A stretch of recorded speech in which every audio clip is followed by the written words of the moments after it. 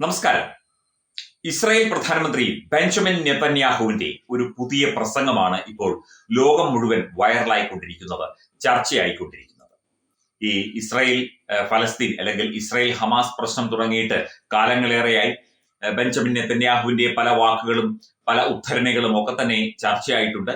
ഇപ്പോൾ അദ്ദേഹത്തിന്റെ ഏറ്റവും പുതിയ പ്രസംഗം ഇപ്പോൾ രംഗത്ത് വന്നിരിക്കുന്നു, അല്ലെങ്കിൽ അതിപ്പോൾ വലിയ തോതിൽ ചർച്ചയായിരിക്കുന്നു എന്നതാണ് മറ്റൊരു കാര്യം. ഈ ഒരു പ്രശ്നം അവസാനിക്കണം അല്ലെങ്കിൽ അവസാനിപ്പിക്കണം എന്ന് ആഗ്രഹിക്കുന്നു ലോക ജനത. എന്നാൽ പോലും ഇസ്രായേലിന്റെ ഭാഗത്തു നിന്നുള്ള കൃത്യമായ കാര്യങ്ങൾ വിശദീകരിച്ചുകൊണ്ടുള്ള നെതന്യാഹുവിന്റെ പുതിയ പ്രസംഗമാണ് ഇപ്പോൾ ചർച്ചയായിക്കൊണ്ടിരിക്കുന്നത്. അതിന്റെ പ്രസക്ത ഭാഗങ്ങൾ ഒന്ന് നോക്കാം. അല്പം വലിയ പ്രസംഗമാണ്. സമൂഹ മാധ്യമങ്ങളിലൂടെ ഇപ്പോൾ ഈ പ്രസംഗം ചർച്ചയാകുന്നുണ്ട്. ബെഞ്ചമിൻ നെതന്യാഹുവിന്റെ പുതിയ പ്രസംഗം കേൾക്കാൻ മുഴുവനുമുള്ള സകല കപടന്മാരും ഇത് കേൾക്കണം. ഇസ്രായേൽ വീണാൽ വീഴുന്നത് ആധുനിക നാഗരികതയാണ് എന്ന് പറഞ്ഞാണ് ഈ ഒരു എഴുത്ത് തുടങ്ങുന്നത്. ഇസ്രായേൽ വീണാൽ വീഴുന്നത് ആധുനിക നാഗരികതയാണ്. പ്രാചീന ഗോത്ര സംസ്കാരവും ആധുനിക നാഗരിക മനുഷ്യനും തമ്മിലെ പോരാട്ടമാണ് ഇസ്രായേൽ ഹമാസ് പോരാട്ടം. അവിടെ ഇസ്രായേൽ വീണാൽ ആധുനിക ലോകം വീണു എന്നാണ് അർത്ഥം. യുഎനിലെയും യൂറോപ്പിലെയും കപട നാട്യക്കാർക്ക് ഉള്ള കുറിക്കൊള്ളുന്ന മറുപടിയായിട്ടാണ് നെതന്യാഹു ഈ ഒരു പ്രസംഗം നടത്തിയിരിക്കുന്നത്. അതും ഒരു ചെറു സമൂഹത്തെയും കേരളത്തിന്റെ പകുതി വലിപ്പമുള്ള ഒരു ചെറിയ രാജ്യത്തെ നയിക്കുന്ന ഒരു മനുഷ്യൻ ലോകം മുഴുവൻ വെറുപ്പ് ചുരിയുമ്പോഴും ലോകത്തോട് സംസാരിക്കുന്നു എന്നത് ശ്രദ്ധിക്കേണ്ട വിഷയമാണ്.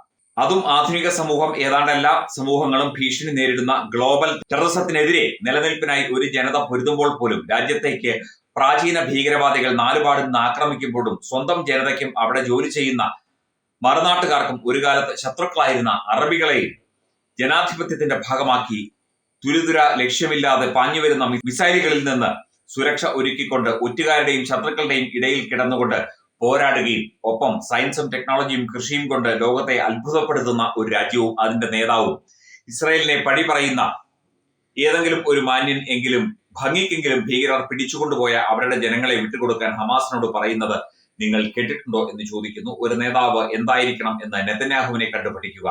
ബെഞ്ചമിൻ നെതന്യാഹുവിന്റെ പുതിയ പ്രസംഗം ഇങ്ങനെയാണ്: മഹതികളെ, മാന്യരെ, ഇത് ഒരു വഴിത്തിരിവാണ്. നേതാക്കൾക്കും രാഷ്ട്രങ്ങൾക്കും ഒരു വഴിത്തിരിവാണ്. പ്രതീക്ഷയുടെയും വാഗ്ദാനത്തിന്റെയും ഭാവിക്ക് വേണ്ടി പോരാടണോ അതോ സ്വേച്ഛാധിപത്യത്തിനും ഭീകരതയ്ക്കും കീഴടങ്ങണോ എന്ന് നാം എല്ലാവരും തീരുമാനിക്കേണ്ട സമയമാണ് ഇത്. ഇനി ഉറപ്പിക്കൂ, ഇസ്രായേൽ യുദ്ധം ചെയ്യും. ഒക്ടോബർ 7 മുതൽ ഇസ്രായേൽ യുദ്ധത്തിലാണ്. ഇസ്രായേൽ ഈ യുദ്ധം ആരംഭിച്ചില്ല, ഇസ്രായേൽ ഈ യുദ്ധം ആഗ്രഹിച്ചില്ല. പക്ഷേ ഇസ്രായേൽ ഈ യുദ്ധം ജയിക്കും. ഹോളോകോസ്റ്റിന് ശേഷം നമ്മുടെ ആളുകൾ കണ്ട ഏറ്റവും മോശമായ ക്രൂരത ചെയ്തുകൊണ്ടാണ് ഹമാസ് ഈ യുദ്ധം ആരംഭിച്ചത്. ഹമാസ് കുട്ടികളെ മാതാപിതാക്കളുടെ മുന്നിൽ കൊലപ്പെടുത്തി, കുട്ടികളുടെ മുന്നിൽ മാതാപിതാക്കളെ കൊലപ്പെടുത്തി, ആളുകളെ ജീവനോടെ ചുട്ടുകൊന്നു, സ്ത്രീകളെ ബലാത്സംഗം ചെയ്തു, പുരുഷന്മാരുടെ തലയറുത്തു, ഹോളോകോസ്റ്റിൽ നിന്ന് രക്ഷപ്പെട്ടവരെ പീഡിപ്പിച്ചു, കുഞ്ഞുങ്ങളെ തട്ടിക്കൊണ്ടുപോയി സങ്കല്പിക്കാനാവുന്നതിൽ വെച്ച് ഏറ്റവും ഭയാനകമായ കുറ്റകൃത്യങ്ങൾ, ക്രൂരകൃത്യങ്ങൾ അവർ ചെയ്തു. ഇറാൻ രൂപപ്പെടുത്തിയ തിന്മയുടെ അച്ചുതണ്ടിന്റെ ഭാഗമാണ് അവർ. ഗസയിൽ ഹമാസിനും ലെബനനിലെ ഹിസ്ബുള്ളയ്ക്കും ഹൂത്തികൾക്കും യമനിനും മിഡിൽ ഈസ്റ്റിന് അപ്പുറത്തുള്ള മറ്റ് ഭീകര സംഘടനകൾക്കും ആയുധം നൽകി, പരിശീലനം നൽകി, ധനസഹായം നൽകി പ്രവർത്തിക്കുന്ന ഒരു ഭീകര അച്ചുതണ്ടാണ് ഹമാസ് എന്ന് നെതന്യാഹു വെളിപ്പെടുത്തുന്നു. അതിനെതിരെയാണ് തങ്ങളുടെ സമരം, അല്ലെങ്കിൽ അതിനെതിരെയാണ് തങ്ങളുടെ യുദ്ധം എന്ന് നെതന്യാഹു ആവർത്തിക്കുന്നു. ഹമാസിനും ഇറാനിയൻ ഭീകര അച്ചുതണ്ടിനും എതിരെ പോരാടുമ്പോൾ ഇസ്രായേൽ നാഗരികതയുടെ തന്നെ ശത്രുക്കളോട് പോരാടുകയാണ്. ഈ ശത്രുക്കൾക്കെതിരായ വിജയം ആരംഭിക്കുന്നത് ധാർമ്മിക വ്യക്തതയോടെയാണ്. നന്മയും തിന്മയും തമ്മിലുള്ള വ്യത്യാസം, ശരിയും തെറ്റും തമ്മിലുള്ള വ്യത്യാസം എന്നിവ അറിയുന്നതിലൂടെയാണ് ഇത് ആരംഭിക്കുന്നത്. നിരപരാധികളെ മനഃപൂർവ്വം കൊലപ്പെടുത്തുന്നതും എല്ലാ നിയമാനുസൃത യുദ്ധത്തോടൊപ്പമുള്ള മനഃപൂർവ്വമല്ലാത്ത മരണങ്ങളും ഏറ്റവും നീതിയുക്തമായ യുദ്ധത്തിൽ പോലും തമ്മിൽ ധാർമ്മികമായ വ്യത്യാസം ഉണ്ടാക്കുക എന്നതാണ് ഇതിന് അർത്ഥം. അതായത് പലസ്തീൻ സിവിലിയന്മാരെ മനുഷ്യ കവചങ്ങളായി ഉപയോഗിക്കുമ്പോൾ ഇസ്രായേൽ സിവിലിയന്മാരെ മനഃപൂർവ്വം ലക്ഷ്യം വെച്ചുകൊണ്ട് ഹമാസിനെ എല്ലാ ദിവസവും ചെയ്യുന്ന ഇരട്ട യുദ്ധക്കുറ്റത്തിന് ഉത്തരവാദിയാക്കുക എന്നതാണ്. മനുഷ്യ കവചങ്ങളുടെ ഉപയോഗം അധാർമികമായ ഭീകരവാദ തന്ത്രം മാത്രമല്ല, ഫലപ്രദമല്ലാത്തതുമാണ് എന്ന് വ്യക്തമാക്കുക എന്നതാണ് ഇതിന് അർത്ഥം. തുടരുകയാണ് പ്രസംഗം. മഹതികളെ, മഹാന്മാരെ, സമാധാനത്തിന് ഒരു കാലവും യുദ്ധത്തിന് ഒരു കാലവുമുണ്ടെന്ന് ബൈബിൾ പറയുന്നു. ഇത് യുദ്ധത്തിനുള്ള സമയമാണ്, നമ്മുടെ പൊതുഭാവിയിലേക്കുള്ള ഒരു യുദ്ധം. ഇത് നമ്മൾ നാഗരികതയുടെ ശക്തികൾക്കും ക്രൂരതയുടെ ശക്തികൾക്കും ഇടയിൽ ഒരു രേഖ വരയ്ക്കുന്നു. എല്ലാവരും എവിടെ നിൽക്കണം എന്ന് തീരുമാനിക്കേണ്ട സമയമാണ് ഇത്. വിജയം വരെ ഇസ്രായേൽ ക്രൂരതയുടെ ശക്തികൾക്കെതിരെ നിലകൊള്ളും. എല്ലായിടത്തുമുള്ള പരിഷ്കൃത രാഷ്ട്രങ്ങൾ ഈ പോരാട്ടത്തെ പിന്തുണയ്ക്കുമെന്ന് താൻ പ്രതീക്ഷിക്കുകയും പ്രാർത്ഥിക്കുകയും ചെയ്യുന്നു. കാരണം ഇസ്രായേലിന്റെ പോരാട്ടം നിങ്ങളുടെ പോരാട്ടമാണ്. കാരണം ഹമാസും ഇറാന്റെ തിന്മയുടെ അച്ചുതണ്ടും വിജയിച്ചാൽ നിങ്ങളായിരിക്കും അവരുടെ അടുത്ത ലക്ഷ്യം. അതുകൊണ്ടാണ് ഇസ്രായേലിന്റെ വിജയം നിങ്ങളുടെ വിജയമാകുന്നത്. എന്നാൽ തെറ്റിദ്ധരിക്കരുത്, ഇസ്രായേലിനൊപ്പം ആര് നിന്നാലും ഈ യുദ്ധം ജയിക്കുന്നതുവരെ ഇസ്രായേൽ പോരാടും, ഇസ്രായേൽ വിജയിക്കും എന്ന് പറഞ്ഞുകൊണ്ടാണ് ബെഞ്ചമിൻ നെതന്യാഹു ഈ ഒരു പ്രസംഗം അവസാനിപ്പിക്കുന്നത്. തീർച്ചയായിട്ടും നാഗരികതയ്ക്കെതിരെ, നന്മയ്ക്ക് എതിരെ ഉള്ള യുദ്ധമാണ് ഹമാസ് തുടങ്ങിവെച്ചത്.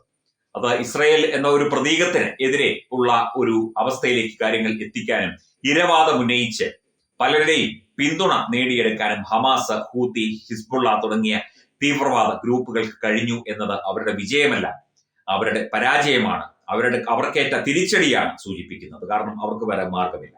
ഇസ്രായേൽ ജയിക്കുക തന്നെ ചെയ്യും, ഇസ്രായേൽ വിജയത്തിന്റെ പാതയിലൂടെ തന്നെ മുന്നോട്ട് പോകും എന്ന് ലോക ജനതയുടെ പിന്തുണ വീണ്ടും അഭ്യർത്ഥിച്ചുകൊണ്ട് നെതന്യാഹു പറയുമ്പോൾ ഇത് ലോകത്തിന്റെ തന്നെ ഒരു പ്രതീകമായി അല്ലെങ്കിൽ ഒരു പരിച്ഛേദമായി ഇസ്രായേൽ എന്ന ചെറു രാജ്യം മാറുന്നു എന്നതുകൂടി നമ്മൾ കണക്കാക്കേണ്ടതുണ്ട്, എന്നുകൂടി നമ്മൾ ചിന്തിക്കേണ്ടതുണ്ട്.